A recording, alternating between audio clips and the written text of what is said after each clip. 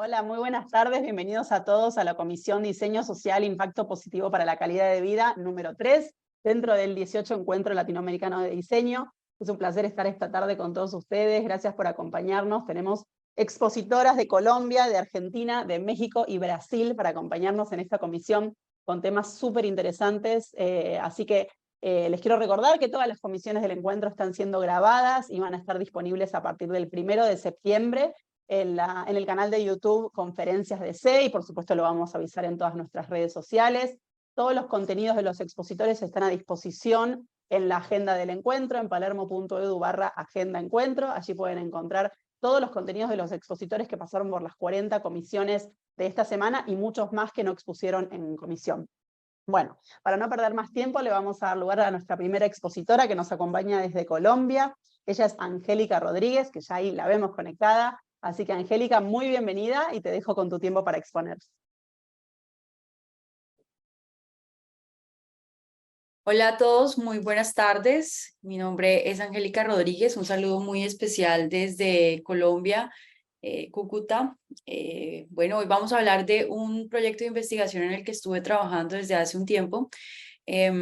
Yo soy profesora investigadora de la Universidad Simón Bolívar en Cúcuta específicamente. Actualmente hago parte del equipo de trabajo de Macondo Lab, que es el Centro de Crecimiento Empresarial y de Innovación, y tenemos una relación fuerte con los empresarios y emprendedores de nuestra región.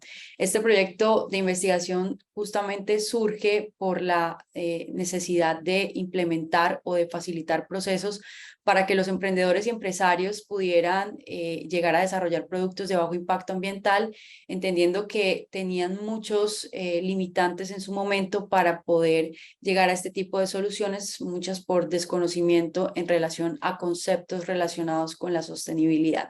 Por ello nace DIECO como una herramienta para la ecoideación de productos, en donde lo que buscamos es facilitar los procesos de ideación de productos, incluyendo estas variables ambientales, considerando temas relacionados como el ecodiseño y técnicas creativas que facilitan los procesos de ideación. Esto pues se dirige específicamente a emprendedores y empresarios que se encuentran desarrollando productos de bajo impacto ambiental, también emprendedores y empresarios que se encuentran modificando su portafolio de soluciones, incluso aquellos que están encontrando nuevas líneas de negocio, ¿sí? Según referentes teóricos, se dice que alrededor del 85% del impacto ambiental que generan los productos se podrían disminuir desde la fase de ideación. Es decir, todas las decisiones que tomamos en la fase de ideación claramente tienen un impacto al final del producto cuando llegan a su fin de vida específicamente. Entonces, esa es la oportunidad para tomar las decisiones en relación a materiales y componentes de los productos, procesos productivos, técnicas para distribuir el producto, por ejemplo, también el tema de vida útil del mismo producto y qué va a pasar cuando ya la vida útil pues ha finalizado y pasa al fin de vida como tal. Entonces, se podría decir que gran impacto del impacto ambiental que generan los productos está pues en esas decisiones que tomamos a la hora de diseñar los mismos. DIECO, como ya lo he mencionado, pues es un juego de palabras entre diseño, ecodiseño, conceptualización, entre otros, y se resume en que es una herramienta que apoya todo el proceso de ideación de productos implementando estas estrategias de ecodiseño. El ecodiseño, pues, según algunos teóricos también lo mencionan como una metodología, y hay un concepto que me gusta mucho que habla de una forma de gestionar temas ambientales en la empresa. Estoy muy de acuerdo con ese concepto, porque sí considero que el ecodiseño involucra al final muchas metodologías, y de ahí pues es el punto de partida para el desarrollo de esta herramienta. Como ya lo mencioné hace un momento, se dirige a emprendedores, empresarios. También hemos hecho bastantes ejercicios con estudiantes que están desarrollando proyectos de innovación e incluso proyectos de emprendimiento. Esta es la herramienta. La herramienta incluye metodologías y estrategias del ecodiseño que, junto con técnicas creativas como por ejemplo los mapas mentales, brainstorming, entre otros, facilitan el uso y la implementación de estos conceptos en los procesos de ideación específicamente, ¿sí? Cuando estamos en todo el proceso creativo de generar ideas para nuevos productos. La herramienta tiene tres momentos o tres elementos clave.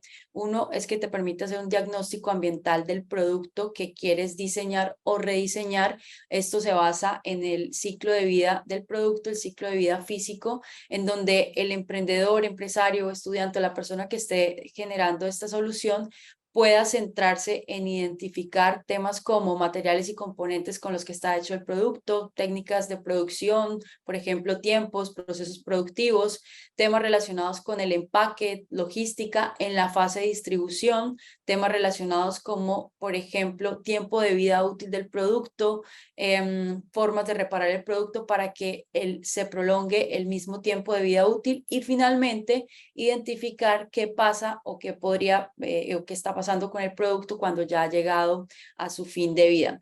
Como les digo, estas 5 etapas del primer momento, estas 5 fases del primer momento, están basadas en el análisis del ciclo de vida del producto. Y bueno, la herramienta tiene algo muy importante que tal vez en su momento no lo mencioné, y es que para los emprendedores y empresarios o personas que la han usado, ha sido muy intuitivo el proceso de empezar a conectar. Por eso ven ustedes aquí unos colores, porque se van a dar cuenta que más adelante los colores se empiezan a relacionar con las mismas fases o momentos en que los participantes empiezan a generar sus ideas. Entonces, el segundo momento de la herramienta, cuando ya el emprendedor, el empresario, el participante ha identificado o ha hecho ese diagnóstico ambiental, que pues tiende a ser un diagnóstico ambiental pues cualitativo, en donde primero nos permite sensibilizarnos y ser conscientes en relación al producto que se está desarrollando. Pasamos a ese segundo momento, que es el tablero divergente, en donde entran las estrategias de ecodiseño y entran técnicas creativas a jugar un papel muy importante aquí junto con las estrategias del ecodiseño. Entonces, fíjense que en relación a lo anterior, que hablábamos de 5 momentos o 5 fases, aquí ya entra una fase adicional, que es la fase de conceptualización. Entonces, como ya conocen todo lo que pasa con materiales y componentes, técnicas de producción, distribución, uso y desuso, las estrategias de ecodiseño que hacen parte de estas juego de cartas que les estoy mostrando aquí en la segunda imagen, entran a jugar un papel muy importante, porque a través de preguntas los emprendedores y empresarios pueden empezar a desarrollar estas nuevas ideas o a generar estas nuevas ideas, perdón. Empiezan a generar estas nuevas ideas en estos 5 momentos. Y este último momento, el de conceptualización, lo que hace es integrar diferentes técnicas creativas para que los emprendedores o las personas que están participando generen nuevos conceptos en relación a sus productos. Entonces entran técnicas creativas como el 365, lluvia de ideas, asociación forzada, entre otras, que lo que se ha hecho es tomarlas como referente e irlas modificando para que los participantes puedan usarlas con el fin de generar nuevas ideas.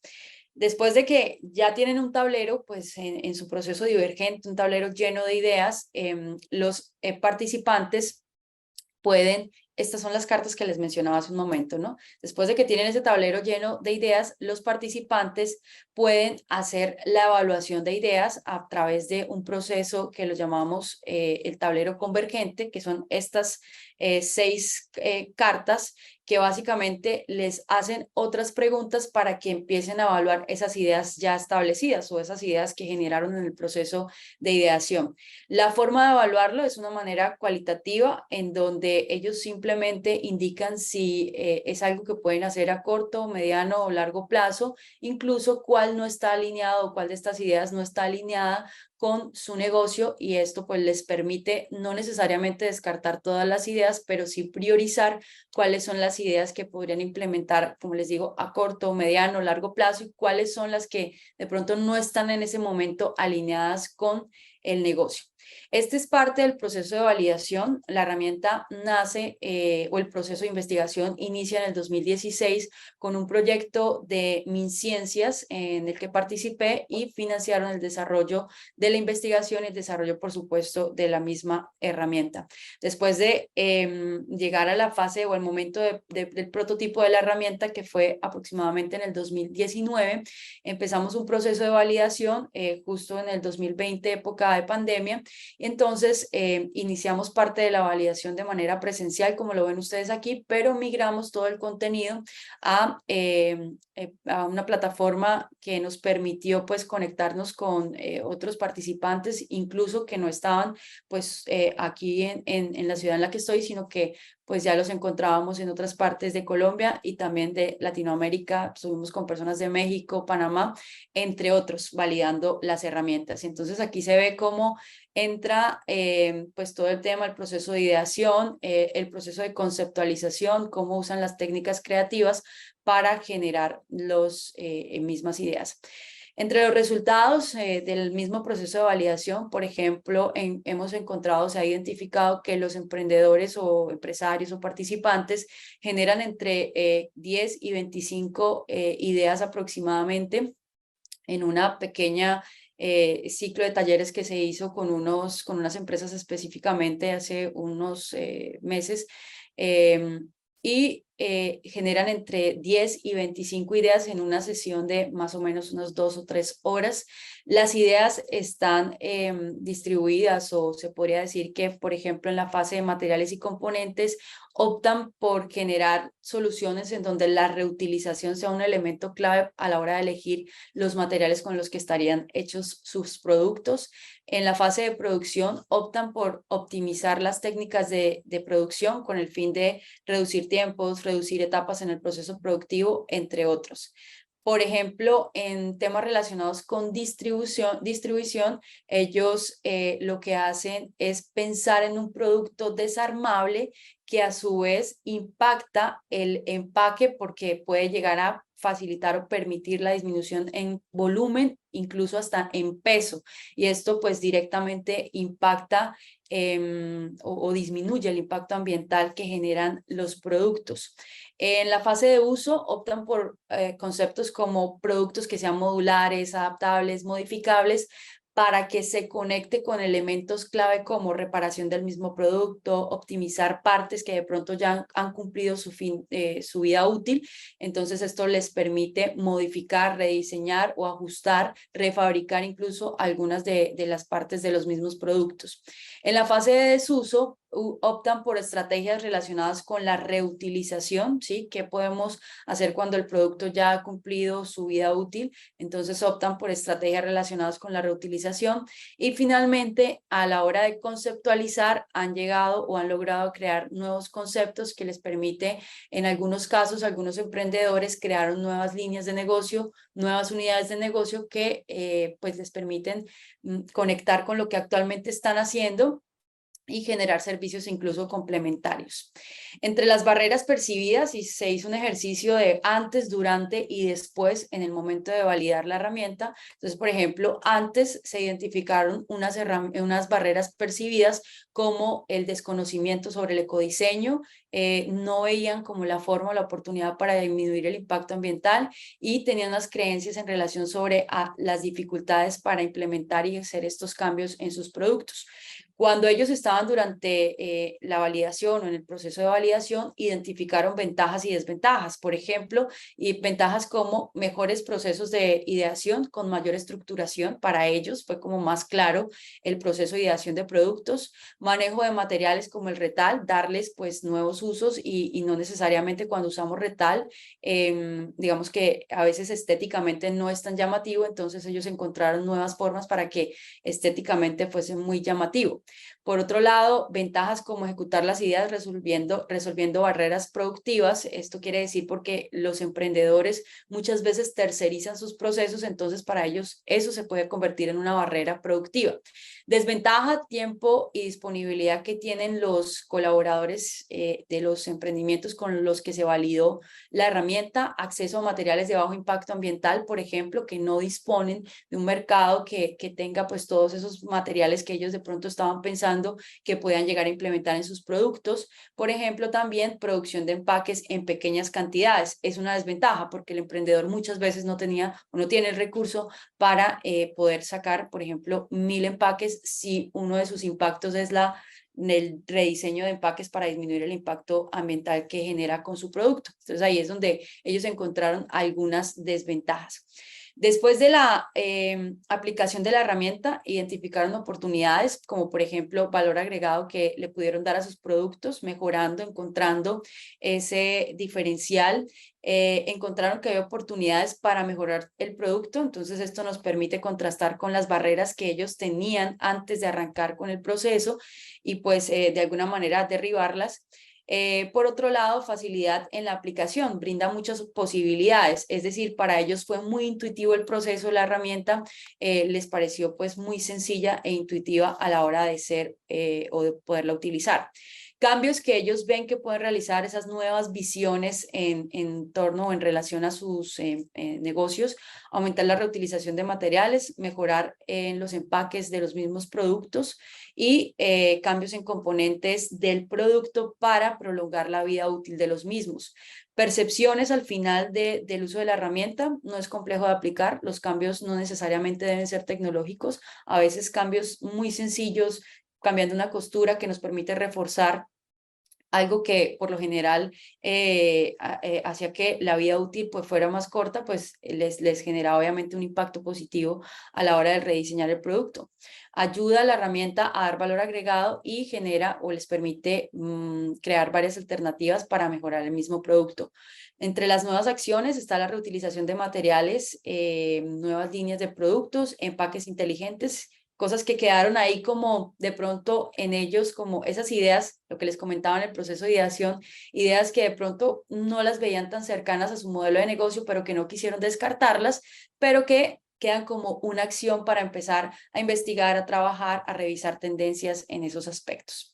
Al final, conclusiones, limitaciones y recomendaciones. En general, se recomienda pues dar un seguimiento después de la aplicación de la herramienta. Se identificó que es necesario hacer un seguimiento a las participantes en cuanto a la implementación de sus ideas. También se identificó, por ejemplo, la necesidad de conectarlos con proveedores, es decir, cuando ya ellos identifican esas 3 o 2 ideas que van a implementar pues prontamente en sus negocios, poder conectar con proveedores para que ellos de alguna manera pues sepan lo que les comentaba también hace un momento, el tema de materiales, el tema de procesos productivos, para no tener esas limitaciones a nivel de producción o generación de sus productos. Entre otras cosas, también se identificó que la herramienta cuando se usa, digamos, en pleno o completan estos 5 y 6 momentos que mostré cuando comenzamos, se puede desglosar, es decir, que este diagnóstico ambiental que ellos hacen les permita convertirse en un punto de partida para poder priorizar fases a intervenir. Es decir, no necesariamente debo intervenir todas las fases según el ciclo de vida del producto, sino que podría intervenir algunas de sus fases dependiendo de este mismo diagnóstico ambiental, como una especie de alertas tempranas, semáforo, no lo estamos todavía en ese proceso. Y esto pues nos ha dado una nueva visión también del mismo proyecto y es que digamos, la tecnología entra a jugar un papel muy importante aquí a la hora de apoyar estos procesos de ideación. Bien, siendo cumplida con el tiempo, muchísimas gracias. Bueno, no te escucho, Violeta. Gracias por avisarme, pues estaba hablando sola. Que está súper claro, se entendió perfecto el proceso, todo lo que contaste, así que está buenísimo para, si nos queda un ratito al final, seguir charlándolo entre todos. Muchas gracias. Mientras le doy lugar a María Fernanda Rodríguez, les cuento que todas las comisiones del encuentro están siendo grabadas y van a estar disponibles a partir del 1 de septiembre en nuestro canal de YouTube, Conferencias DC, y también los invito a participar del concurso de ilustración, que muchos de ustedes ya lo deben conocer, que está vigente hasta el 14 de agosto. Pueden mandar sus ilustraciones únicas o en series de hasta 5 hasta el 14 de agosto. Las bases están en palermo.edu/concurso ilustración. Bueno, María Fernanda, ya ¿Qué te tal? veo, estás lista, así que bueno, bienvenida y te doy tu espacio. Bárbaro. Bien. No sé si se logra ver completo. Sí, perfecto. Bien, bueno. Yo soy diseñadora del Centro Tecnológico Aeroespacial de la Universidad de La Plata. Este trabajo lo llevamos entre dos diseñadores industriales, ahí tienen el nombre de mi compañera, Chara Michelena, y una ingeniera de estructuras, además de, bueno, otros becarios, pero esencialmente fue un grupo coordinado por mujeres, y bueno, este es un poco el inicio, digamos, de algo que tiene que ver con equidad de género aplicado a procesos institucionales. Así que bueno, voy a presentar más que nada, es un abordaje tecnológico, sí, aplicado a, digamos, con sentido de georreferenciación, que es una silla de bipedestación mecánica.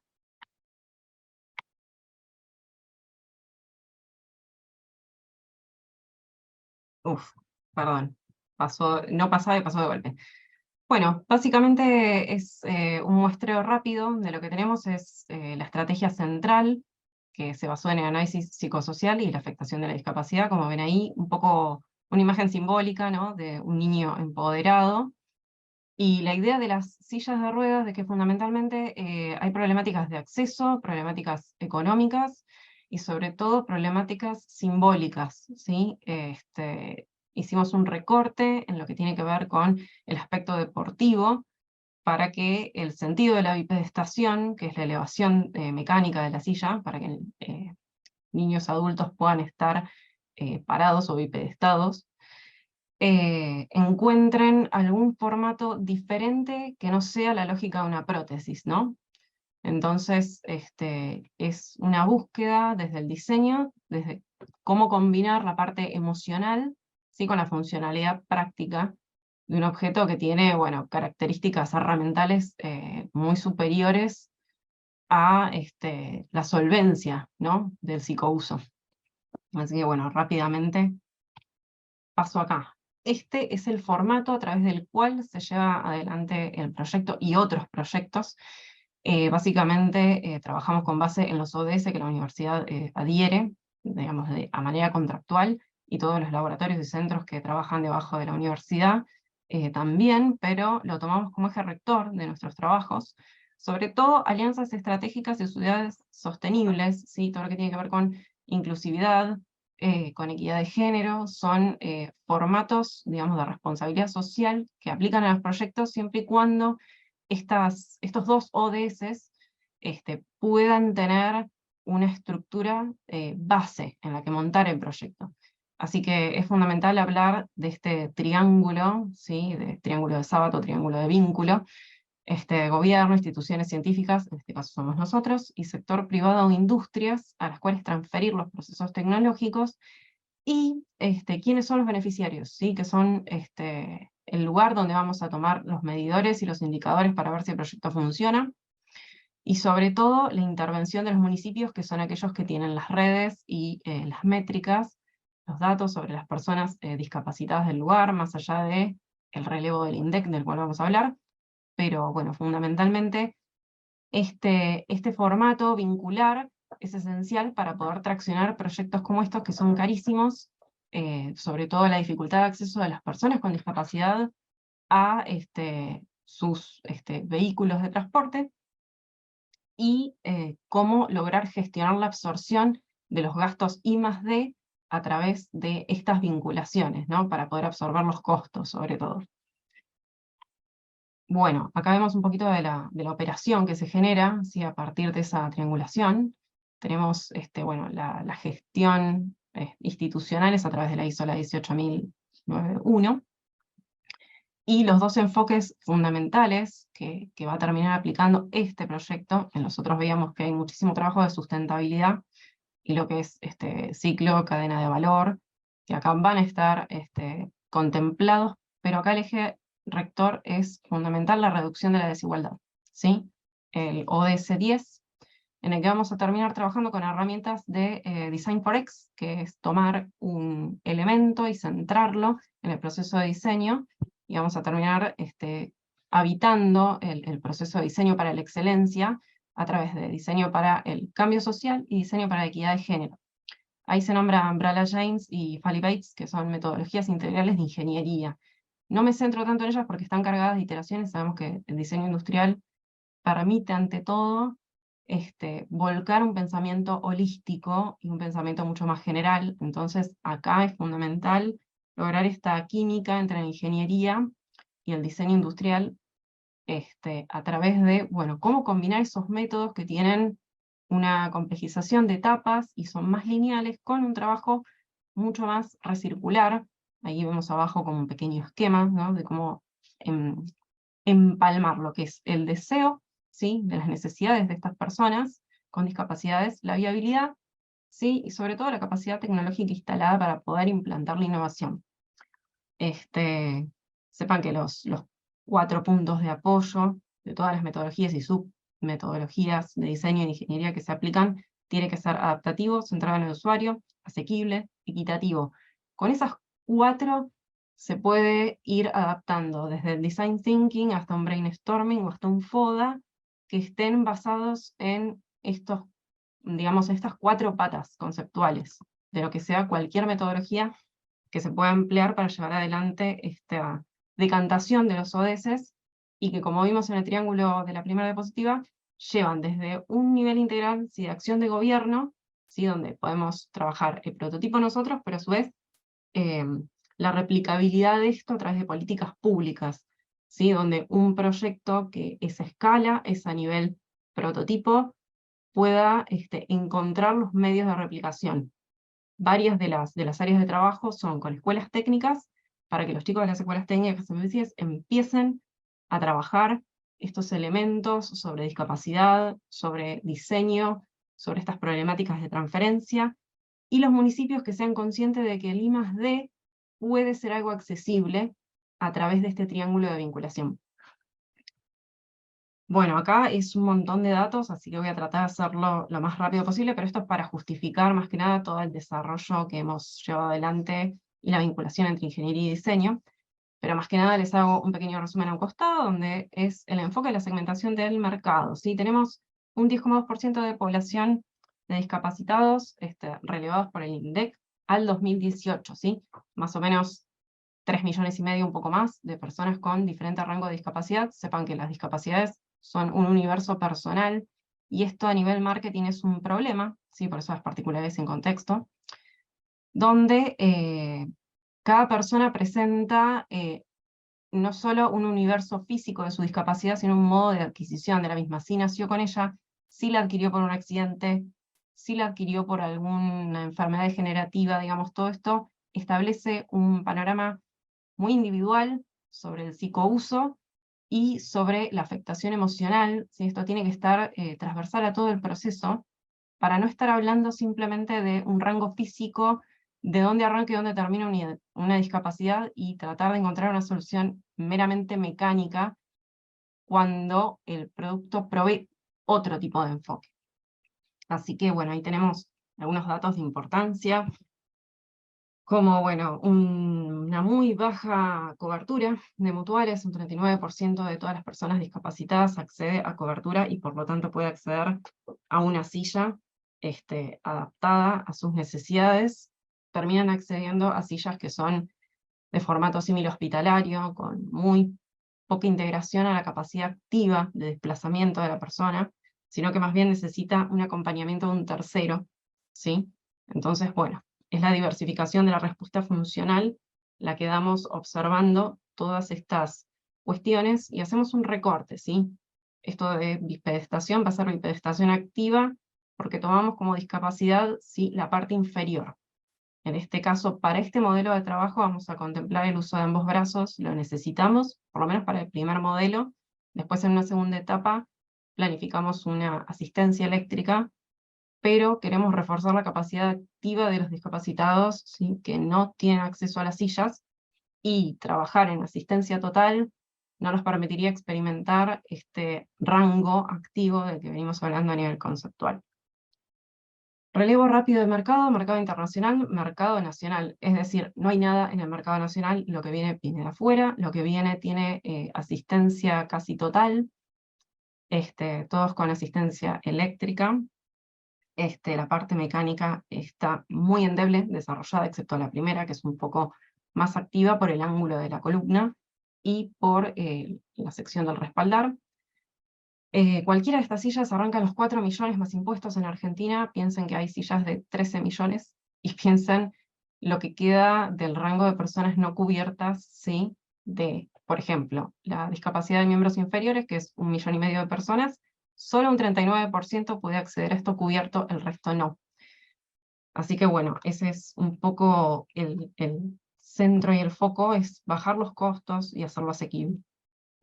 Acá tenemos por donde hemos pasado todos los relevos que tienen que ver con la ergonomía, con la relocalización del eje de la columna, el movimiento, la biomecánica, para ver cómo se desplaza, cuál es el radio de mayor eficiencia de la persona. Pensemos que queremos que se bipedeste, pero que a la vez pueda usar esta silla para trasladarse.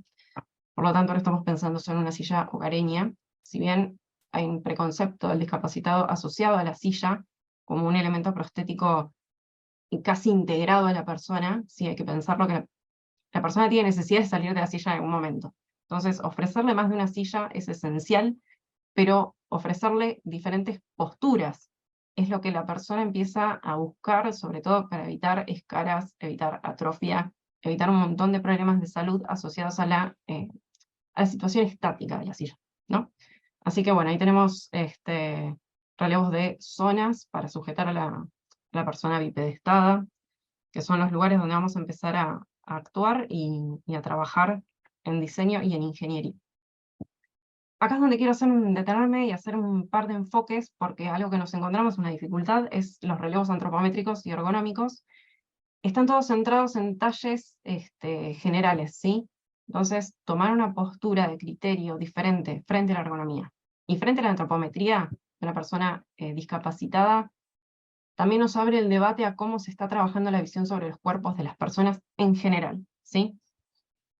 Algo que quise mostrar acá de manera resumida, en realidad se trabajan muchísimos gráficos. No tenemos en Argentina un relevo propio, recién hace unos años se está trabajando en escaneo de poblaciones, todavía no está terminado el documento, entonces nos encontramos ante la dificultad de nosotros tener que salir a hacer contrastes y relevos de las poblaciones latinoamericanas. Así que lo que tenemos, que son las áreas de abordaje de diseño, que tienen el gráfico a la izquierda, cómo hacerlas atravesar lo que son los relevos antropométricos que hay en el mercado, lo que hay a través de la OMS, a través del INDEC, y cuáles son las posturas que tenemos que tomar, cuáles son los criterios.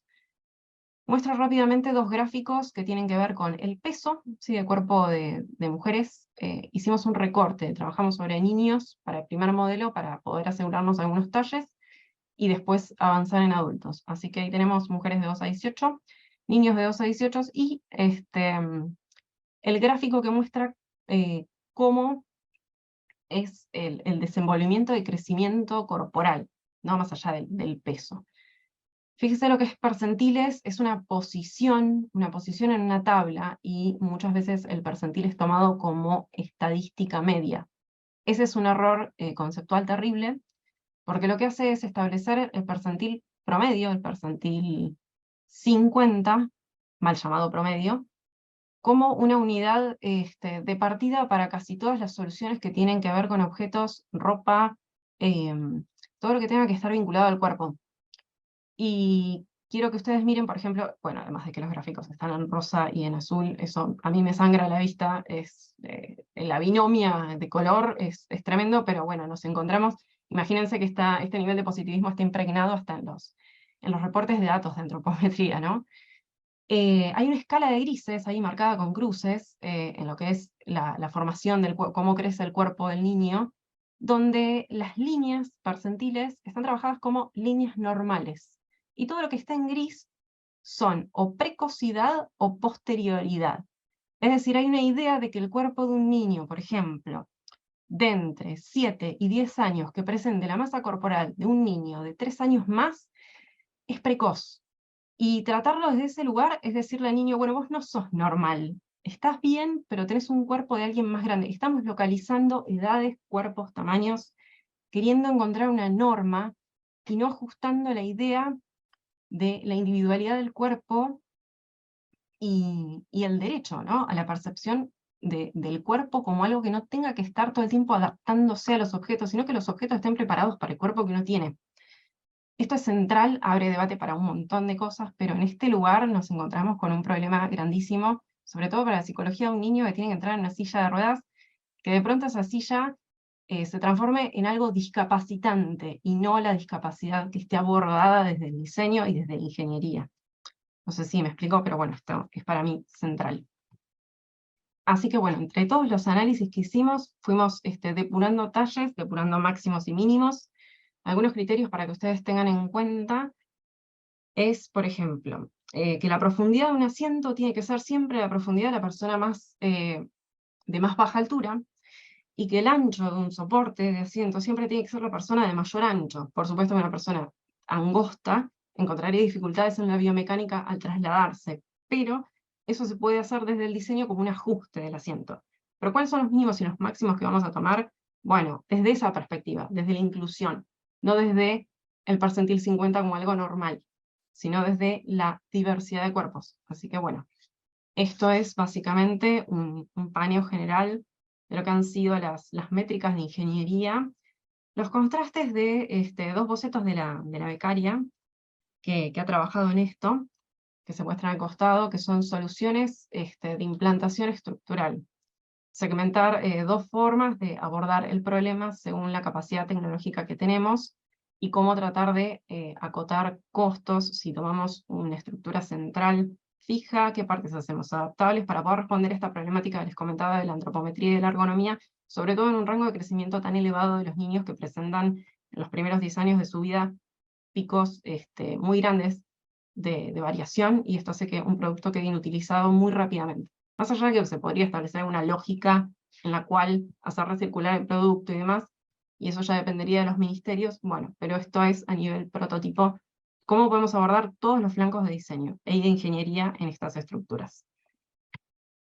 Esto es a lo que hemos llegado en mecanismos genéricos, y en lo que les venía comentando, es una de las tantas soluciones que vemos, cómo tomar mecanismos que ya estén en el mercado para poder hacer de la estructura algo fácil y asible rápidamente, y cómo poder abordar después la parte conceptual pudiendo economizar en esto. Esto que son algunos de los ejes conceptuales, rápidamente lo muestro. No es lo más importante porque vamos a atravesar todo el proceso anterior, que sí es lo que me interesaba contarles, a través de estos filtros que tienen que ver con la revalidación de la persona y del psicouso, y que no esté asociado a un elemento hospitalario, sino que esté asociado a un elemento de empoderación. Después, si les interesan las preguntas, podemos abondar detalles. Y cierro con esto rápidamente. Esta es la segunda etapa del proyecto. No tenemos la parte todavía estética finalizada porque estamos en el desarrollo de la segunda etapa del movimiento. Es decir, solo queremos llegar en primera etapa a bipedestar, y en la segunda vamos a arriesgarnos a que el mecanismo sea bipedestar y movilizarse en simultáneo. Así que estamos en desarrollo de mecanismo propio, no solo en la parte de diseño de afectación emocional. Son dos ejes bastante fuertes que queremos tratar de llegar a un resultado que podría abrir en Argentina algunos productos que no existen. Bueno, hablar de producción nacional, innovación y varias cuestiones de I+D.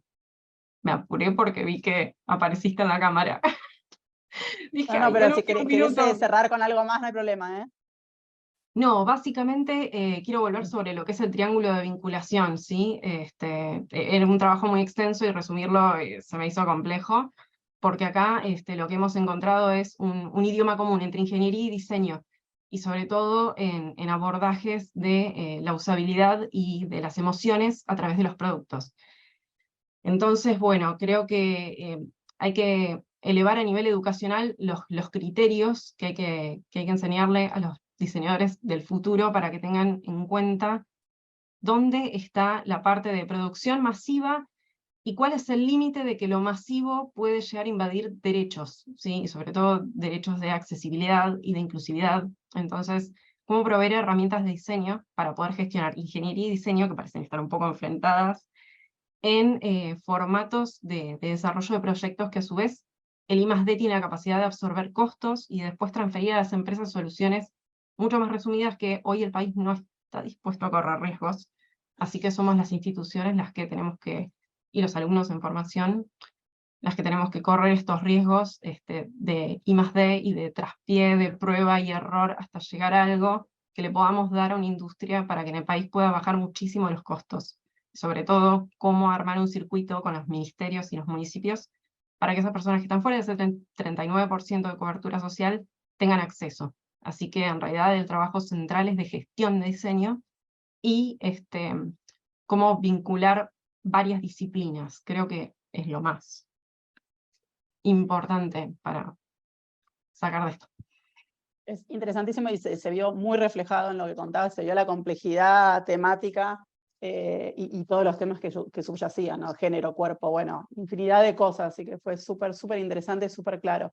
Muchísimas gracias, María Fernanda. Los invito a todos a dejar sus comentarios, opiniones, observaciones a través del chat, que al final de la comisión, si tenemos un ratito, los vamos a seguir debatiendo los trabajos y a charlar sobre todos estos temas tan interesantes.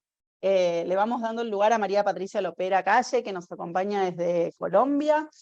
¿Estás por ahí, María Patricia? Claro, por aquí estoy. Buenas tardes para todos. Voy a buenas compartir tardes. pantalla. Ahora esperamos que María Fernanda deje de compartir pantalla, si podés compartir vos. Mientras tanto, les voy contando que las comisiones están siendo grabadas y van a estar a partir del 1 de septiembre disponibles en nuestro canal de YouTube, Conferencias DC. Así que bueno, ¿listo, Patricia? ¿Están viendo mi pantalla? Estamos viendo tu pantalla. Perfecto. Buenas tardes para todos.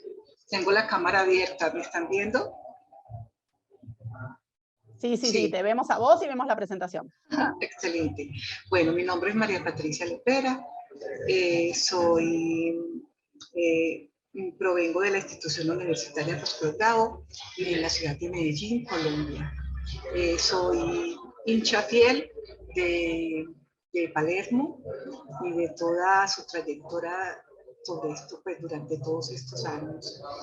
Hoy me complace presentar una experiencia muy interesante que tiene que ver con investigación formativa, o sea, proyectos que han sido asesorados y que, digamos, y construidos en su mayor parte por estudiantes de semilleros de investigación, tratando de entender que hay que formar a estas nuevas generaciones para que nos pues, contribuyan a la ampliación y al desarrollo del campo de saber que nos rodea. Esta ponencia va en compañía con otro compañero, magíster y diseñador industrial, Juan David Henao Santa, y pertenecemos a la Escuela Pública de Diseño, como les decía, de la institución universitaria Postgrado de Experiencia, de semillero de investigación EPOS. ¿Cuál es el tema? El proyecto que voy a compartir ahora se llama Diseño de un deshidratador tipo colector de energía con servidor solar. Es una marca social de snacks de frutas para jóvenes y niños de escuelas rurales. El contexto de este proyecto está dado por una problemática a nivel mundial que tiene que ver con el desperdicio mundial de alimentos. Estos se estiman que alrededor de 1.300 millones de toneladas de comida van a los vertederos de basura. Todos los recursos utilizados para producirlos, el agua, la tierra, la energía, la mano de obra y el capital se pierden. La eliminación de alimentos en vertedero genera emisiones de gases de efecto invernadero, lo que contribuye al cambio climático. Y simultáneamente vivimos, sobre todo en Latinoamérica, comunidades donde hay muerte, pues hay un gran rango de muerte infantil por baja alimentación. Entonces, creo que esta problemática fue la que nos motivó a construir y desarrollar este proyecto tratando de dar pues, una pequeña solución a esta problemática. Tenemos también como precedente que el día 29 de septiembre de cada año es el Día Internacional de la concienciación sobre la pérdida y el desperdicio de alimentos. La problemática es tan grande que ya tiene su propio día en la agenda global. Por eso, pues entonces, voy a resumirles el proyecto en qué consistió. Entendemos que existen diversas técnicas de secado como pulverización, mecánicas, eléctricas, secador solar, etc. Estas técnicas se han utilizado en todo el mundo para el secado de productos agrícolas y no agrícolas. Entre estos secadores hay una versión de secador solar para invernadero que tiene varias ventajas sobre otros tipos que lo convierten en una buena alternativa. Con los chicos lo que hicimos fue, digamos, identificar una problemática. Esta problemática era en los colegios y escuelas de la comunidad rural perteneciente pues, a los municipios o digamos que territorios anexos a las grandes ciudades, en este caso a la ciudad de Medellín. Identificamos que los chicos en sus recreos o en sus espacios pues, de pausas activas se alimentan de snacks producidos artificialmente. Prácticamente lo que están comiendo es comida chatarra y fuera de eso están consumiendo bebidas con altos porcentajes de azúcar. Y esta es la lonchera, por decirlo así, que diariamente consumen estos niños en esas zonas rurales. Entendimos también que parte de la problemática que pasa en esos lugares es que en épocas de cosecha de frutas y verduras, por el exceso de la producción, muchas de ellas son desechadas porque no alcanzan a ser vendidas o hay dificultades para bajarlas a los centros de distribución. Teniendo como simultáneo esas dos problemáticas, quisimos desarrollar una propuesta para que, primero, los alimentos cosechados no se desperdicien. Segundo, para mejorar la alimentación de los jóvenes y de los niños de estas comunidades rurales que sabemos muchas veces tienen déficits pues, de alimentación. Y ese fue pues como el marco del desarrollo de esta propuesta que les estoy presentando. El objetivo general era desarrollar un sistema deshidratado tipo colector de energía con servidor solar para el deshidratado de materia orgánica, con el único fin de desarrollar una marca de snacks saludables. Los objetivos específicos: diseñar un sistema deshidratado, adquirir las variables ambientales de los procesos, porque digamos que este proyecto fue interdisciplinar. Compañeros de los programas de electrónica nos contribuyeron a la construcción del prototipo. Comparar los prototipos, los resultados con y sin el seguidor solar y diseñar la imagen de marca social de los productos deshidratados, empaque y manual de usuario. El planteamiento del problema pues ya se los expresé, como lo vimos en el proyecto pasado, del Mar del Plata, los objetivos de los ODS, digamos que también marcan la ruta de los proyectos. Nuestra universidad pretende contribuir a que pues, Colombia genere indicadores positivos de avance, digamos, alrededor de estos objetivos. Específicamente este proyecto, digamos que le apunta a poner fin al hambre, lograr la seguridad alimentaria y la mejora de la nutrición y promover la agricultura sostenible. O sea, el objetivo del ODS número 2. Encontramos también que unas cifras interesantes donde dice que las frutas y verduras tienen la mayor participación en las pérdidas de desperdicios totales a nivel mundial, frutas y verduras, con un 44%, seguido por raíces y tubérculos, un 20%. En Colombia el panorama pues también no era alentador, ya que debido a que se oferta en promedio 28 millones de toneladas de alimentos al año. Del total, 2.05 millones de toneladas se pierden entre la poscosecha, venta al por mayor, y 1.5 millones de toneladas se desperdician entre la venta al por menor y el consumo. La metodología que usamos para este proyecto fue una metodología digamos, con los siguientes momentos: una revisión bibliográfica, la construcción del prototipo, aplicación de la metodología de Design Thinking a través del lienzo del mapa de empatía, técnica que nos permite conocer en detalle al usuario o cliente, y el diseño de una marca social ecológica y su empaque. El proceso de la marca, pues como ya les expliqué, es social, dada que las comunidades de impacto son, digamos que, comunidades vulnerables. Cuando utilizamos la metodología del Design Thinking en todos sus 6 momentos, entendimos que una fase muy importante era el empatizar.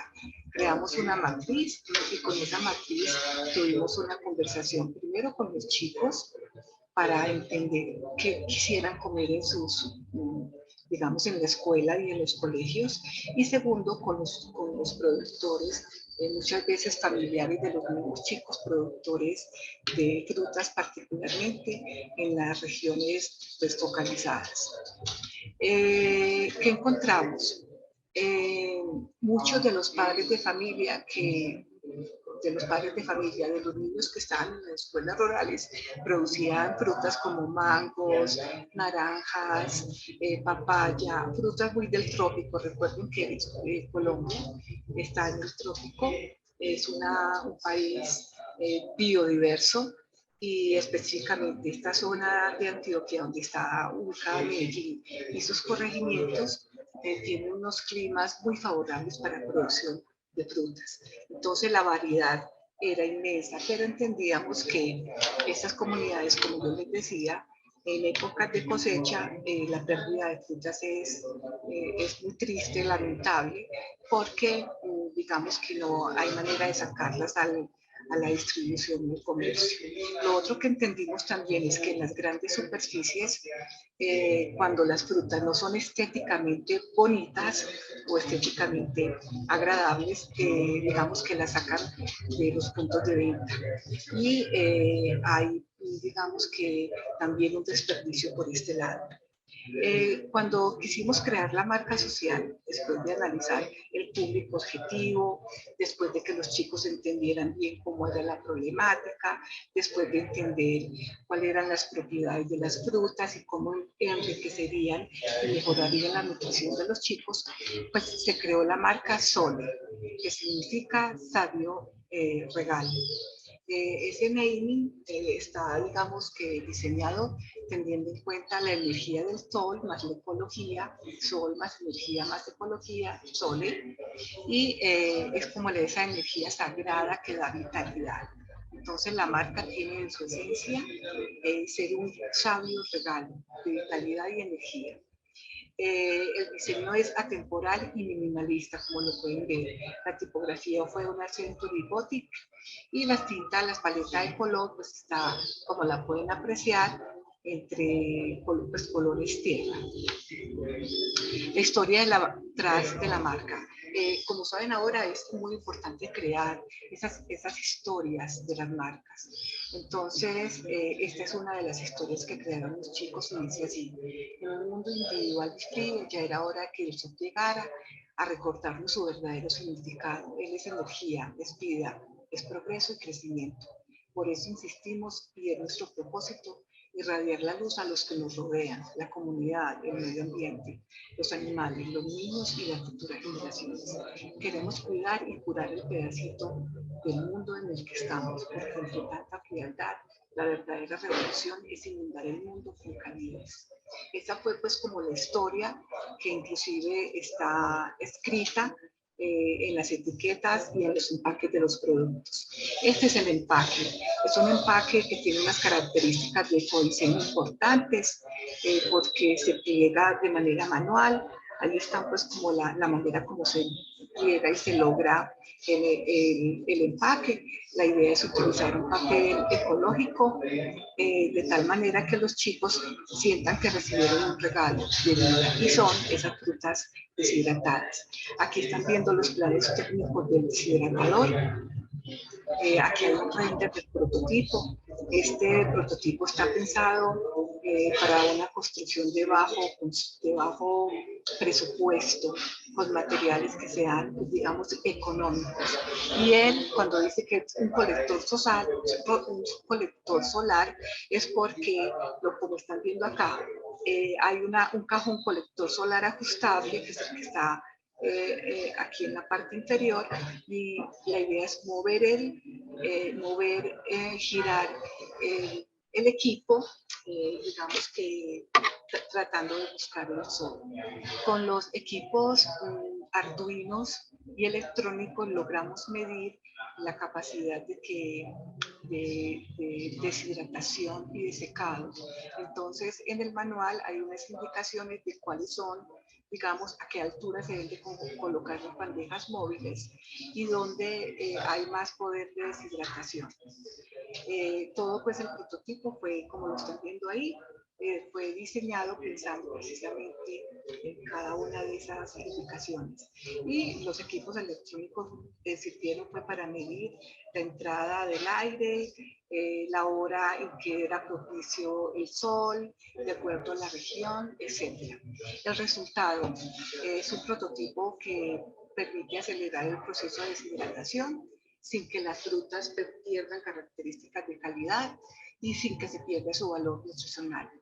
La idea es que cada uno de estos prototipos esté ubicado en las escuelas, para que los padres de familia hagan una especie de trueque y lleven frutas y verduras a la escuela, de tal manera que sea un proyecto escolar y los chicos puedan inclusive deshidratar las frutas que luego van a convertirse en los insumos o los snacks que ellos van a consumir. Las conclusiones pues son, digamos que son muy técnicas, tienen que ver con los grados de la temperatura, la ubicación del sol y con la creación pues, de la marca Sole, pues, que cuenta pues, la historia que les acabo de mencionar. Gracias. Muchas gracias a vos, María Patricia. La verdad que es súper interesante el proyecto y con un gran objetivo. Muy interesante, lo seguimos hablando después. Te agradezco mucho. Invito a conectarse a Marta Pérez Barragán, que nos acompaña desde México. Mientras tanto, les recuerdo que las comisiones están siendo grabadas y van a estar todas las 40 comisiones del encuentro disponibles a partir del 1 de septiembre para verse en el canal de YouTube Conferencias DC. Y también les cuento que todos los contenidos de los expositores están también a disposición en la agenda del encuentro, que es palermo.edu/agenda-encuentro.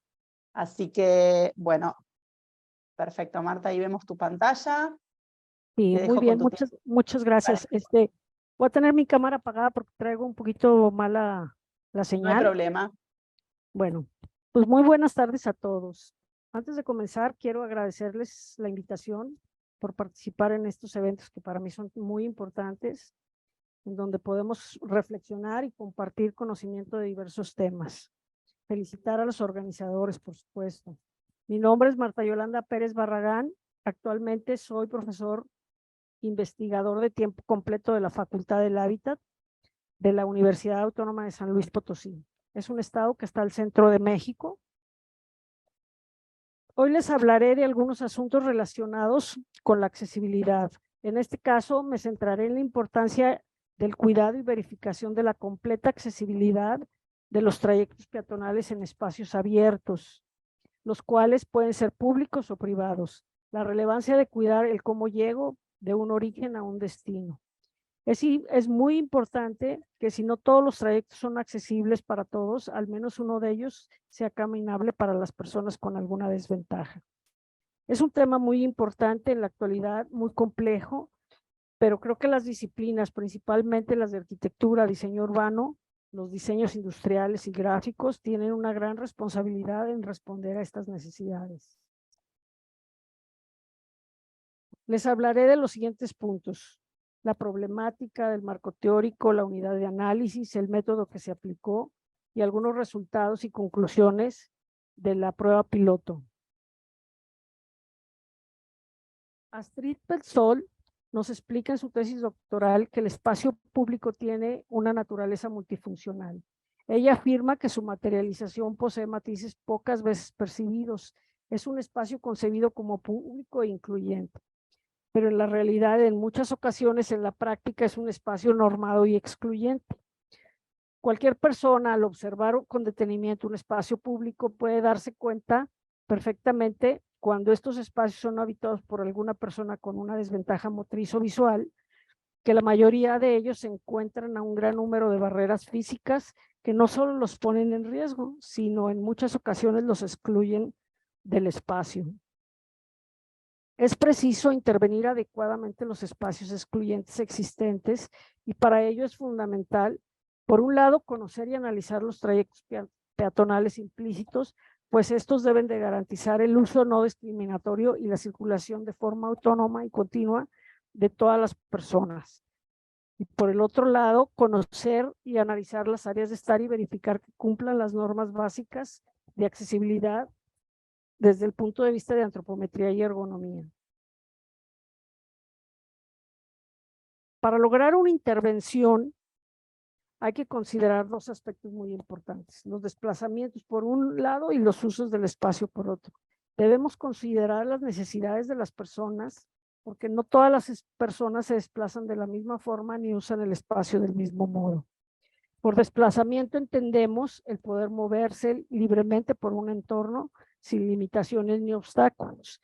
Y el uso nos referimos al desarrollo de la acción en sí, el poder disfrutar, utilizar, sacar provecho de lo que hay en nuestro alrededor. Ambos componentes son igualmente importantes. En la actualidad, la accesibilidad física es un derecho de todos. Esta problemática requiere que el profesional y los responsables del diseño tengan mayor ética profesional posible. Deben conocer al menos los aspectos básicos de accesibilidad implicados en el diseño para considerarlos en sus proyectos o intervenciones. El objetivo de esta investigación es proponer o mostrarles un instrumento que ayuda a visualizar a detalle las características del entorno físico, que permite al profesional la sistematización de los datos que se presentan en un trayecto, facilitando de una manera integral la localización de los diversos problemas para su análisis y determinación del nivel de accesibilidad que tiene el trayecto en estos espacios abiertos, y de esta manera, con información obtenida, poder determinar soluciones argumentadas y sustentadas. Los conceptos en esta investigación que se deben de tener claros para comprender la investigación es el de accesibilidad, accesibilidad universal, ruta accesible y cadena de accesibilidad. De acuerdo al gobierno de la Ciudad de México, la accesibilidad se refiere a las medidas pertinentes para asegurar el acceso de las personas con discapacidad en igualdad de condiciones con las demás, al entorno físico, al transporte, a la información, a las comunicaciones, incluidos los sistemas de tecnologías de información y las comunicaciones, y a otros servicios e instalaciones abiertas al espacio público o de uso público, tanto en zonas urbanas como en rurales. En la Ley de los Derechos de las Personas con Discapacidad se puntualiza que se debe de cumplir la accesibilidad universal, y esta se define como la condición que se debe de cumplir en los entornos, procesos, bienes, productos y servicios, así como en los objetos, instrumentos o dispositivos, para ser comprensibles, utilizables y practicables por todas las personas en condiciones de seguridad y comodidad de la forma más autónoma posible. Es muy importante contar con rutas accesibles. Estas se entienden como una vereda, una circulación peatonal que debe tener un ancho continuo que sea apta para cualquier persona, con un pavimento estable, sin elementos sueltos, de superficie homogénea, antideslizantes en lo seco y en lo húmedo, libres de obstáculos, gradas o cualquier barrera que dificulte el desplazamiento y percepción de su recorrido. Los podemos llamar itinerarios o veredas regulares de alguna ciudad o de cualquier tipo de espacio. Se debe lograr con eficiencia las cadenas de accesibilidad. Estas entendidas como un conjunto de elementos en el que el proceso de interacción del usuario con el entorno permita la realización de las actividades previstas en él. Pues si nos ponemos a pensar, ¿de qué sirve que una persona con desventaja motriz llegue a un lugar que tiene elevador si no se puede acceder al lugar. O si una persona va a un lugar público, a un salón de eventos, por ejemplo, que no puede entrar a los servicios sanitarios y tiene que estar ahí varias horas por el caso de una boda o de algún evento. Y se los digo porque yo tengo una discapacidad motriz y es, pero constantemente lo que sucede. Cualquier ruta debe permitir el acceso y uso a toda área común. Las rutas accesibles pueden ser exteriores e interiores, como ya lo comenté, y se componen de elementos que se van conectando entre sí para hacer uso del espacio y servicios de un inmueble, una edificación, un predio o un espacio público. Para adecuar espacios existentes se debe considerar la ruta más corta, la que se presente con menos obstáculos y la que se conecte con los servicios principales. El fenómeno estudiado se presenta en la interrelación del usuario con el entorno físico. Se estructura en base a 3 variables principales. El tipo de usuario, dependiendo de sus características físico-sensoriales, que es la motriz, la visual, la auditiva y la cognitiva. El tipo de dificultad, que no es lo mismo en cualquier usuario, aunque tengan esas diferencias sensoriales, que puede ser el de maniobra, el salvar desniveles, el alcance, el control o la comprensión. Y también el nivel de exigencia. Los principales problemas que se enfrentan los usuarios en un entorno rural o urbano, principalmente al desplazarse, es la dificultad en salvar pendientes pronunciadas, desniveles aislados y escaleras, tanto en problemas de fuerza como de equilibrio. La dificultad en pasar por espacios estrechos, la dificultad en recorrer trayectos largos sin descansos, el peligro de caídas o resbalones o tropiezos de los pies o bastones por las características del pavimento, y las dificultades al utilizar un espacio es la dificultad de abrir y cerrar puertas, especialmente si tienen mecanismos de retorno, la dificultad de mantener el equilibrio, la dificultad de sentarse o levantarse, la dificultad para accionar mecanismos que precisen o que requieran ambas manos. Actualmente en Europa se utilizan los requisitos DALCO para la evaluación de accesibilidad de entornos urbanos, edificaciones, productos, servicios o medios de comunicación. El objetivo de estos requisitos es lograr que esos entornos puedan ser utilizados por todas las personas en condiciones de comodidad, seguridad, igualdad y autonomía. Estos requisitos son 4. Las siglas de DALCO corresponden a los aspectos que evalúa. La D refiere a la deambulación, que evalúa los desplazamientos. La A, aprehensión, que evalúa la manipulación de los objetos al interactuar con el entorno, refiriéndose o haciendo énfasis a la acción de coger o alcanzar adecuadamente. La L refiere a localización, que evalúa qué punto el entorno y los elementos implícitos en él ayudan a orientarse o identificarse en un lugar. Y la sigla CO, que refiere a comunicación, evalúa los elementos gráficos informativos del entorno de la situación. La unidad de análisis en San Luis Potosí es la zona universitaria poniente, los espacios abiertos que están implícitos en ella. Para el análisis como prueba piloto se determinaron 4 trayectos en los cuales el origen era la Facultad del Hábitat, en donde yo laboro, y el destino fueron 4 servicios indispensables que día a día se requieren, como es la cafetería, la biblioteca, la papelería y el área de finanzas. La selección del trayecto fue que pudiera recorrerse a través de un scooter de manera continua, sin ningún desnivel, a través de escalón.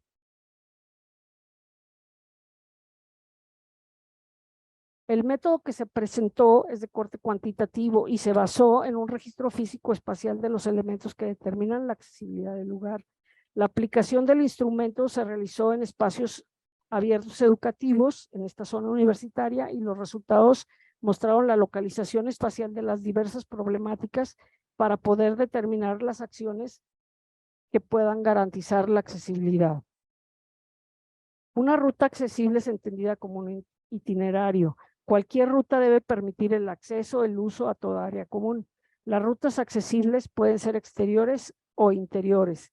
La ruta accesible se compone de elementos que van conectándose entre sí para hacer uso de los espacios y servicios de un inmueble, edificación, predio o espacio público. Como ya dije antes, para adecuar espacios existentes se debe de considerar la ruta más corta, la que presente menos obstáculos y la que conecte con los servicios principales.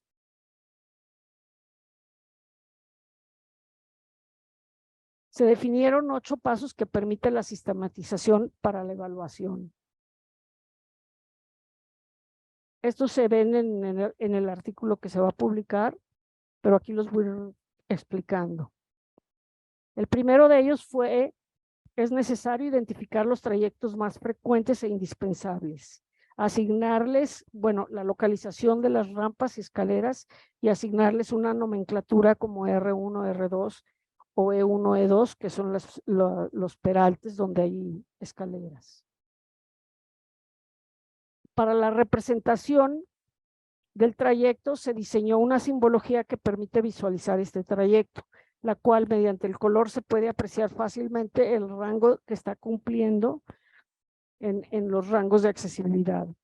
Se consideraron aspectos básicos de accesibilidad como el ancho, la pendiente, la señalización, el peralte, los pavimentos y elementos de apoyo. Y mediante simples líneas se indicó el trayecto si es horizontal. Con una pendiente se indican las rampas y con elementos verticales los peraltes o el número de peraltes en los cuales se va recorriendo. Mediante la representación se va especificando a detalle las rampas, las escaleras, como ya les dije, el ancho, el largo, la altura, el tipo de pavimento y elemento de seguridad, y eso se va visualizando a través de los símbolos. Lo que se recomienda es que los tramos de las líneas sean a escala de las medidas que tiene el trayecto. Cuando el trayecto es corto, se puede ver en una sola línea, como es el caso del trayecto del edificio 1 de la Facultad del Hábitat hacia la cafetería. Y cuando el trayecto es más largo, como es el caso del edificio de posgrado a la biblioteca, se puede presentar en varios segmentos y a través del color se puede ir identificando las zonas de mayor atención, que son las que tienen mayor elementos rojos, y se puede identificar qué es lo que se está visualizando. Se recomienda la elaboración de un registro fotográfico que permita al evaluador ver la situación que se está registrando por si tiene alguna duda, y también se recomienda caracterizar las rampas y escaleras, el ancho, el largo, la altura, el tipo de pavimento, los elementos de seguridad, tenerlos registrados para una lectura o un análisis ya puntual. Se pueden hacer lecturas de las representaciones por bloques, hablar de la situación de las rampas o de las escalinatas o de los tramos lineales. Se puede enfatizar las situaciones que se perciben en rojo como prioridad. Se pueden ir diciendo, como en este caso, que la primera rampa no cumple, que requiere más esfuerzo porque está en elemento rojo, carece de señalización y de pavimento podotáctil, o como en los escalones se presenta con un elemento de barandal o no presentan, por ejemplo, en todos los elementos lineales, elementos podotáctiles. Se pueden también representar gráficamente para hacer informes de la situación de los recorridos y tener lecturas rápidas de los elementos que se están evaluando en el trayecto. Las actividades de nuestra vida cotidiana son muy variadas, pero las dificultades de accesibilidad que surgen al llevarlas a cabo son repetitivas. Es fundamental, por tanto, que estas actividades, desde la óptica de la accesibilidad, detecten qué tipos de dificultades se generen y se busquen alternativas.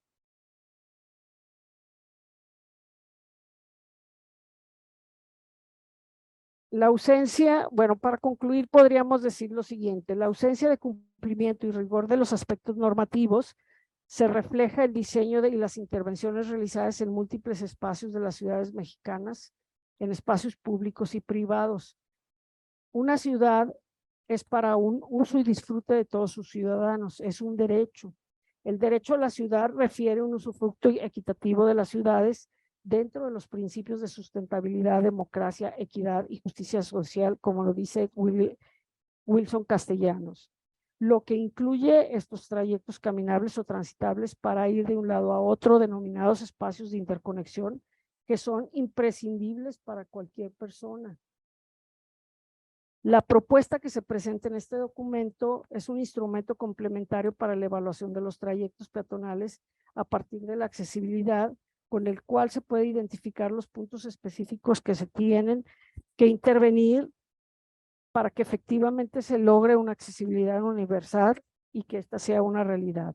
Se considera fundamental en las intervenciones de los entornos físicos que el responsable y el profesional tenga una visión global de los trayectos implicados y que cuente con las representaciones gráficas para su análisis. De este modo podría indicar de forma precisa los puntos en donde se carece las condiciones básicas de accesibilidad y dar respuestas apropiadas. Por mi parte es todo. Muchas gracias por su atención. Dejo aquí mi correo por si tienen cualquier duda. Muchísimas gracias, Marta. Muy importante lo que mostraste y ojalá se aplicara en todos los ámbitos este tipo de informes y relevamientos. Súper interesante. Mientras le voy a dar paso a nuestra última expositora de la comisión, que es Brenda Dos Santos, que nos acompaña desde Brasil, les voy a pedir a las anteriores expositoras si quieren dejar sus datos de contacto o de sus proyectos o sus LinkedIn, todo lo que ustedes quieran a través del chat, así quienes nos están siguiendo pueden seguir en contacto con ustedes posteriormente a la comisión. Te voy a pedir, Marta, si dejas de compartir tu pantalla, así pasa Brenda, o esta es tu pantalla, Brenda. No, ya. Ah, ya. Es que no ahí le está. llegaba, pero ya está. No hay problema. Hola Brenda, bienvenida. Hola. Compartí tranquila tu pantalla. Perfecto. Ahí te confirmo cuando aparezca. Listo, ahí apareció. Te dejo con tu tiempo para exponer.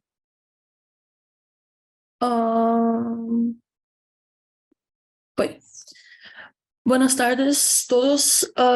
Hoje eu trouxe trabalho que eu fiz semana passada. Eu e uma colega minha, hoje ela não está presente, infelizmente, mas a ideia era que a gente criasse alguma tecnologia assistiva para atender o público que possui alguma deficiência ou alguma limitação física no seu dia a dia, e através dessa tecnologia a gente conseguir criar um produto que consiga facilitar algo que pode ser simples para alguns, principalmente as pessoas que podem não ter essa deficiência, mas que fazem toda a diferença no dia a dia. O objetivo que a gente fez era criar um novo modelo de touca de banho, fazer um redesenho dos seus aspectos físicos e da sua funcionalidade, além do seu modo de uso, ampliar o uso do produto por diferentes públicos, então todas as pessoas que podem possuir alguma dificuldade de mobilidade, mas que precisam dessa ferramenta para tomar banho e tudo mais, podem sim utilizar esse produto. A ideia é aumentar a visibilidade das dificuldades que esse público possui com o atual mercado e planejar um produto a atender indivíduos que possuem artrite reumatoide, que foi o foco desse projeto. A artrite é uma doença sem cura inflamatória crônica que afeta muitas articulações, principalmente os do braço, as articulações que a gente usa com bastante frequência, por exemplo, o braço, o ombro, o pulso. E quando está tendo alguns episódios, ela pode inflamar e até ficar rígido e com sensibilidade, provocar até dor com os pacientes que sofrem com essa doença. A tecnologia assistiva é um termo utilizado para ampla gama de recursos e serviços que são desenvolvidos para facilitar as atividades do dia a dia de pessoas portadoras de deficiência, promovendo autonomia e independência na realização das tarefas. a gente entrevistou uma moça que possui essa deficiência e ela relatou bastante como, às vezes, mesmo precisando fazer algo, pode sentir alguma dificuldade ou até mesmo vergonha de pedir ajuda para outra pessoa, e que essas tecnologias são muito importantes para garantir que a pessoa não só se sinta mais independente, mas que possa aumentar a sua confiança e autoestima no seu dia a dia. A gente utilizou uma seguinte metodologia para conseguir realizar esse projeto, que foi iniciado através de entrevistas com a jovem que possuía essa doença, para conseguir ter um insight sobre como que é o dia a dia, né, em primeira mão, quais são as suas limitações, colegas que podem também possuir isso, como que isso é refletido, até o seu dia a dia, os seus hábitos, coisas que talvez ela tenha desejo de fazer, mas que, através das suas limitações, pode ser difícil, pode trazer alguma dor física. E desde o café da manhã, desde quando a pessoa acorda, a gente foi anotando toda a rotina dela. Então, se ela escovava os dentes, todos os detalhes, qual que era a escova de dente que ela utilizava, ela sentia dor, era de boa, indo para a aula, que meio de transporte que ela utilizava para ir para a aula, era tranquilo, tinha alguma dificuldade, em episódios onde havia uma inflamação maior, esses passos eram interrompidos, ela fazia outra coisa no lugar, por aí vai. A gente foi anotando todos para depois realizar uma análise de limitações. Então, todas as limitações que ela possuía, principalmente as dos braços, que foi o que ela relatava que sentia maior dificuldade, a gente anotou durante as entrevistas para depois fazer uma pesquisa breve e conseguir, então, assessorar o problema e desenvolver o produto, de forma que a gente consiga encontrar uma solução que melhor atendesse os problemas que ela estava relatando.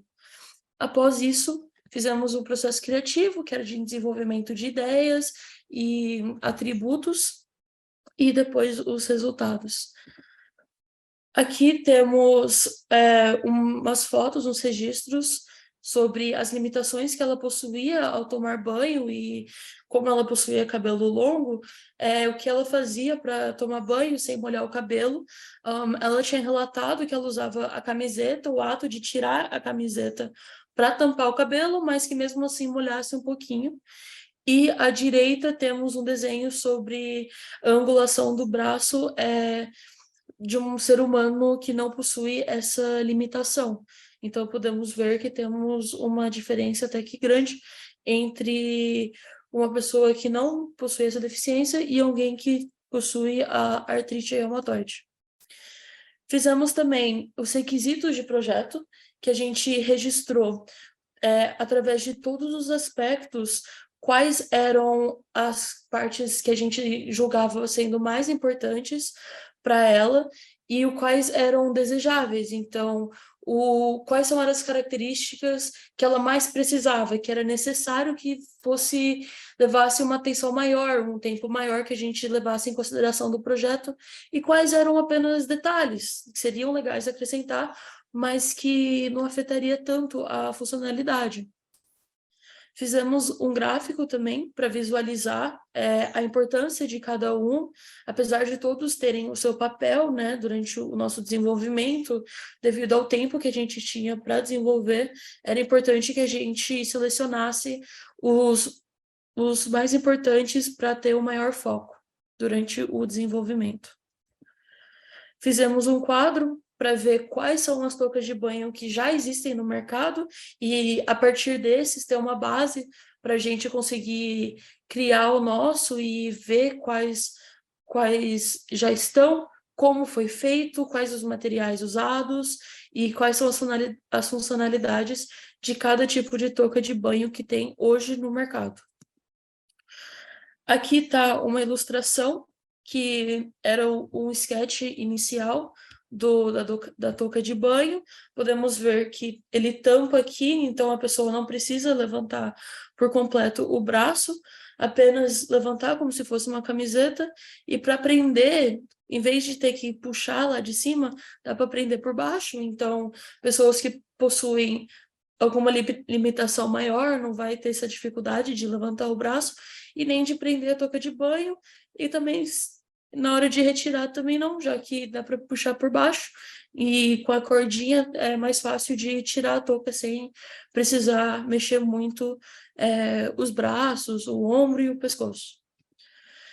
A gente pegou através do livro de dimensionamento como medir a cabeça da paciente para saber atender melhor e ajustar a nossa touca de banho de acordo com as necessidades dela. Aqui à direita temos alguns registros da gente medindo. Aqui está a planificação da touca, com as medidas, de acordo com o padrão, e a gente ajustou para a paciente. E fizemos um mock-up, um protótipo de funcionalidade, que foi para testar mais ou menos como estava funcionando e como ele atuaria no dia a dia. Foi feito através de um plástico, uma sacola plástica, a gente recortou, costuramos a corda e um barbante.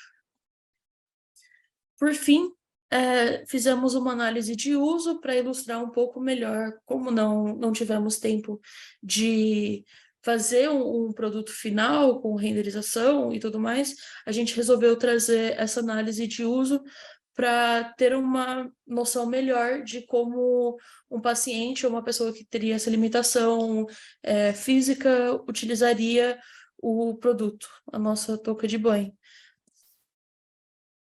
Aqui podemos ver como que tira e como que prende. As referências bibliográficas. E é isso. Muchas gracias. Vou tirar. Gracias aquí. a vos, Brenda. Te invito a dejar tus datos de contacto, el proyecto, lo que tengas ganas a través del chat, así quienes nos acompañan pueden copiarlo y seguir en contacto con vos a futuro. Y las invito a todas las expositoras, si tienen ganas, a prender la cámara y charlamos un ratito de los minutos que nos quedan. Me parecieron súper interesantes los proyectos, creo que hay mucho en común, no sé, ustedes que son las protagonistas, qué sintieron, siéntanse libres de abrir el micrófono y comentar sobre los proyectos de las demás, o si tienen alguna duda, todos los comentarios son bienvenidos.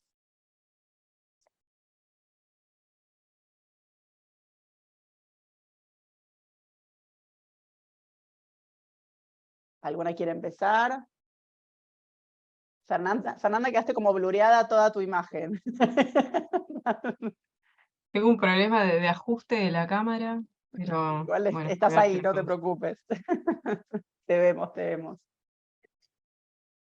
Marta, ¿vos querías comentar algo? Sí, yo quiero felicitar a las expositoras, la verdad es bien interesante. Yo tengo una discapacidad motriz de nacimiento, entonces he pasado por varias etapas en donde conozco esas deficiencias y de requerimientos de esfuerzo más que nada. O sea, no todos tenemos la fuerza que tiene una gente que tiene polio, por ejemplo.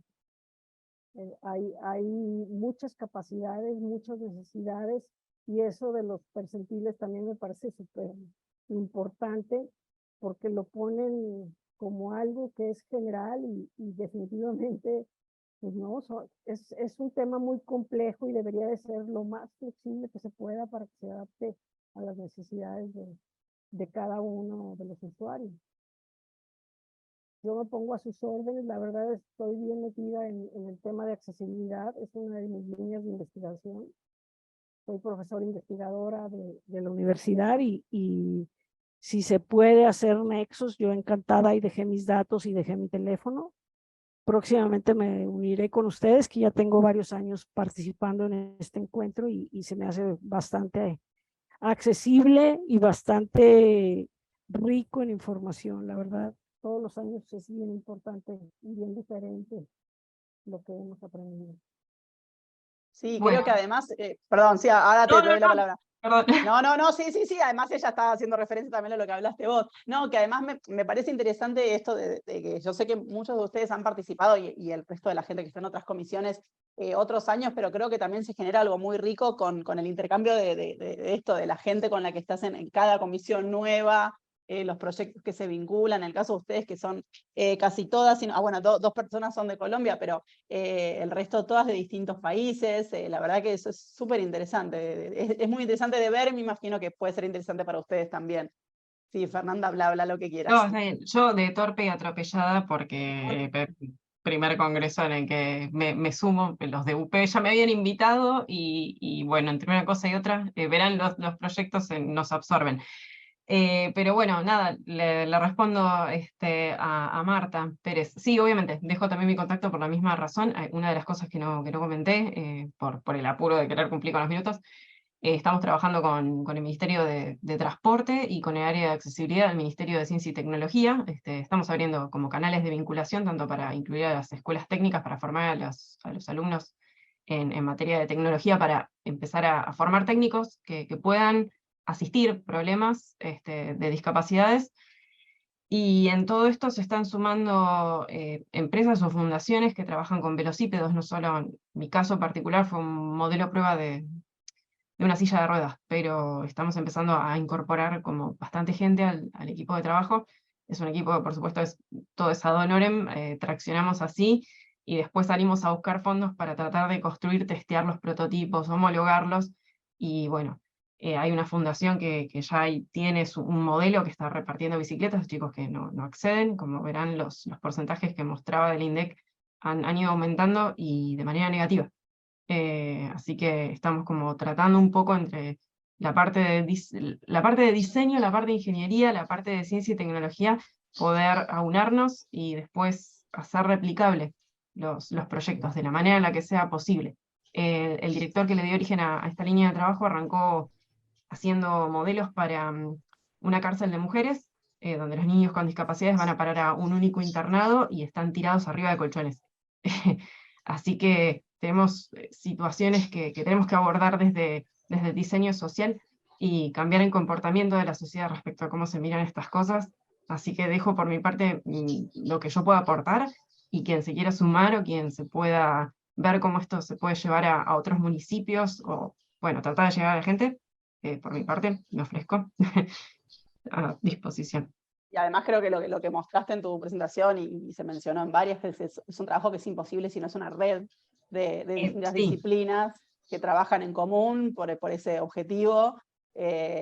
Algunos más de lo comercial, otros más del desarrollo, de la ingeniería, pero si no hay equipo, digamos, interdisciplina, muy difícil llevarlo a cabo. Ni hablar cuando estamos hablando de cosas gubernamentales y demás, ¿no? Sí, no, la escala es el siguiente paso de la dificultad, pero bueno, estamos intentando armar redes. Bien. Patricia, estás ahí. Sí, Sí. Yo también quería pues como ampliar un poquito el proyecto pues que presenté. Es un proyecto de investigación formativa, pero particularmente coordino un simposio internacional de diseño sostenible. Ese simposio ya lleva 12 años y ahí nos encontramos, digamos, desde el diseño social, todo el tema de inclusión. Entonces veo que las compañeras que estuvieron hoy en la presentación podrían aportarnos bastante. Yo copié los correos electrónicos, entonces les voy a escribir próximamente para informarles sobre el evento y poder generar pues como alianzas acerca del evento. Será en octubre y todavía hay tiempo pues como de aplicar el llamado a trabajos o de ofrecer pues algún tipo de socializar proyectos tan interesantes como los que vimos hoy, donde el diseño se complementa o se suma a otras tecnologías para, digamos, una causa social, y eso es maravilloso porque yo creo que esa es una de las misiones del diseño, diseñar para la gente. Esa debe ser nuestra razón de ser. Entonces les escribiré próximamente. Genial, Patricia. Gracias. Estaba pensando esto, ¿no? Esto de que muchas veces en la carrera, en las carreras de diseño se apunta mucho al pensar en el cliente, ¿no? Una cosa siempre como más por ahí la faceta comercial. Y yo me imagino que tenemos muchos estudiantes que nos están viendo ahora, nos van a ver en las grabaciones. ¿Y qué consejo le darían a esos que no tienen tanta vocación de dedicarse a lo, en principio, comercial, y sí a hacer diseño, a hacer proyectos vinculados a esto, al bien común, a la calidad de vida? ¿Qué consejo le darían? ¿Cómo los estimularían a que agarren y que vayan por ese camino, que no tengan miedo? O sí, lo que ustedes piensen. Bueno, si me dan la palabra. Ah, bueno, dale Marta, tranquila. Adelante, adelante, María. Bueno, Van a hablar todas, así que eso. sí, Habla, Marta, habla, que hablan no, todas. sí, yo principalmente creo que cualquiera puede aportar desde su trinchera y desde sus gustos, porque desde cualquier conocimiento y desde cualquier práctica, así sea profesional o no, puede uno hacer mucho por la habitabilidad de los lugares y por el bien común y el bien social. Creo que es momento, la situación que vivimos mundialmente ya, pues se requiere sumarnos a esta parte.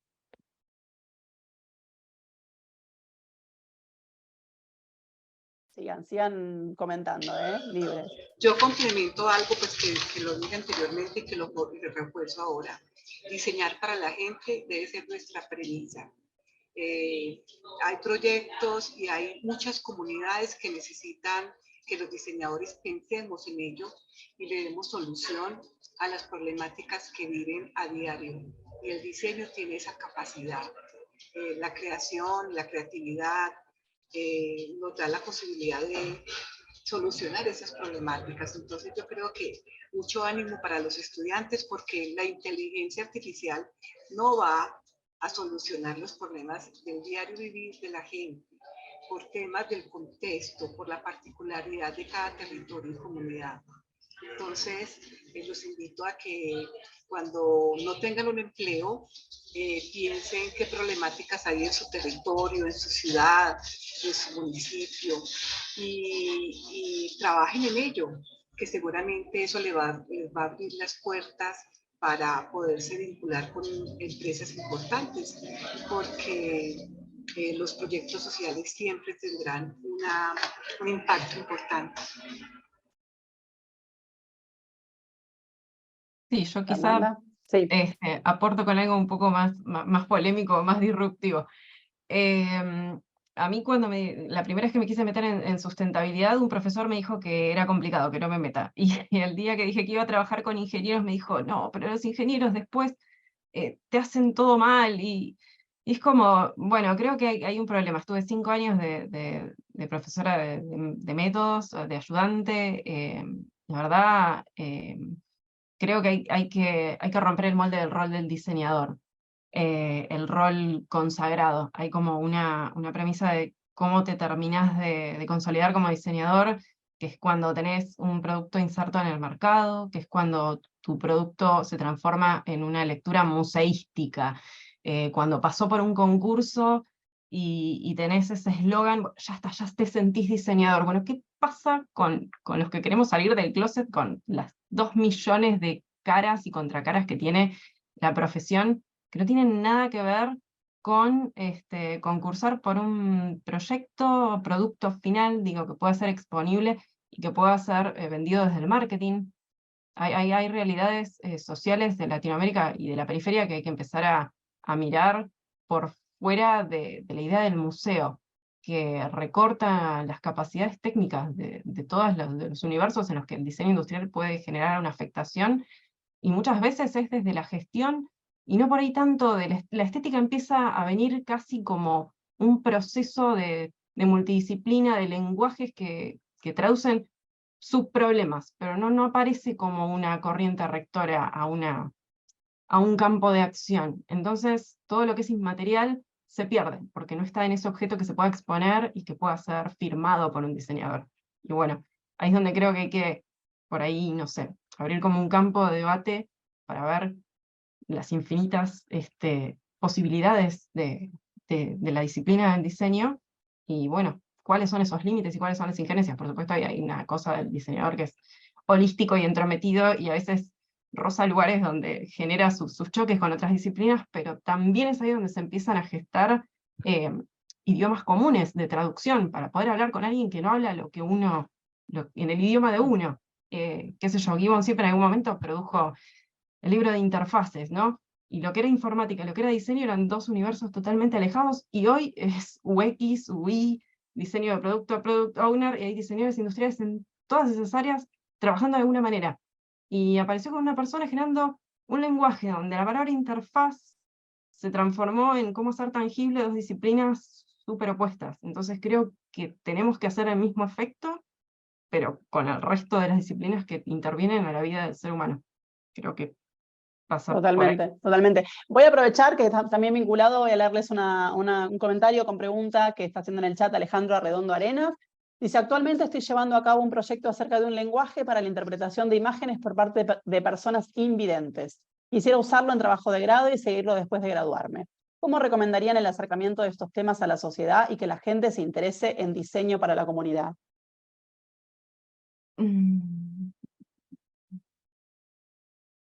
Pero yo podría dar como opinión, o sea, primero hacer acercamientos de participación de esos grupos y de participación de las autoridades. Yo creo que es bien importante, como ahorita lo han venido diciendo, el diseño interdisciplinar, o sea, ya es necesario, indispensable, ya en las escuelas lo estamos practicando definitivamente, independientemente, por ejemplo, en la facultad en la que estoy yo, que hay 6 carreras, se hacen trabajos constantemente todos los semestres de manera interdisciplinar.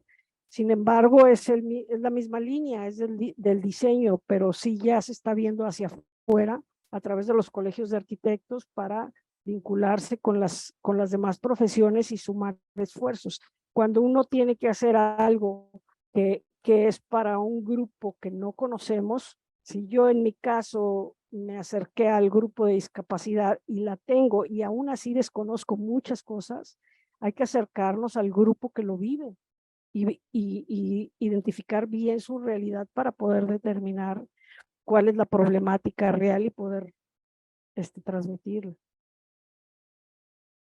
Sí, lo mismo que dice Marta. No sé en qué estado está el proyecto que está llevando adelante, si tiene equipos de programadores, si tiene asistencia, si lo va a trabajar con inteligencia artificial, o cómo lo va a llevar adelante, pero creo que hay un límite. O sea, el diseño puede estar en la gestión, a menos que la persona por ahí tenga voluntad de aprender programación, lenguajes afines, pero si no, es empezar a subdividir las tareas, cuáles son sus límites de injerencia, dónde tiene que encontrar ayuda, recurrir a profesores de otras carreras, porque lo veo bastante, digamos, desde ese lugar.